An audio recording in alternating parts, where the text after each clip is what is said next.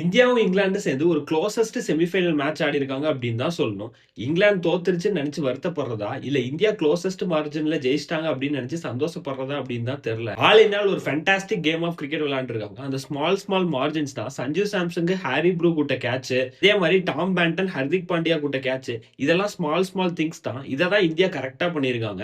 இந்த மேட்ச்ல அக்ஷர் பட்டேல் ஃபேண்டாஸ்டிக்கா 2 கேட்ச் பிடிச்சிருக்காரு. ஒன்னு ஹாரி ப்ரூக்கோட கேட்ச், இன்னொன்னு இந்த டோர்னமெண்ட் ஃபுல்லா இங்கிலாந்துக்கு ஒரு சேவியரா இருந்த வில் ஜாக்ஸோட கேட்ச். இது ரெண்டுமே ஒரு ஃபேண்டாஸ்டிக் கேட்சஸ் வின்ஸ் மேட்சஸ் அப்படின்றதுக்கு இதுதான் ஒரு பெரிய எக்ஸாம்பிள். ஒரு பெரிய டோர்னமெண்ட் ஆரம்பிக்கிறதுக்கு முன்னாடி எல்லாரும் சொல்ற விஷயம், batsman can win you matches but bowlers win you tournament. அததான் இது ஜஸ்பிரீத் பும்ரா பண்ணிருக்காரு. அவர் போட்ட கடைசி 2 ஓவர்ல யார்கர்ஸ் நெயில் பண்ணிருக்காரு அப்படின்னு தான் சொல்லணும். அதை தான் இங்கிலாந்து டீம் மிஸ் பண்ணிட்டாங்க. அதுவும் குறிப்பா சொல்லணும் ஜொஃப்ரா ஆர்ச்சர். அவர் தான் அந்த அட்டாக்கை லீட் பண்ணுவாரு அப்படின்னு நினைச்சேன். அவர் தான் அந்த அட்டாக்ல ரன்னை லீட் பண்ணிட்டு இருக்காரு. இந்தியா டிசர்வ் டு வின் அப்படின்னு சொல்றதை விட இங்கிலாந்து டிசர்வ் டு லூஸ் அப்படின்னு தான் சொல்லணும். ஸ்மால் மொமெண்ட் இந்தியா கேபிட்டலைஸ் பண்ணிட்டாங்க. அதெல்லாம் இங்கிலாந்து எதுவுமே கேபிட்டலைஸ் பண்ணல.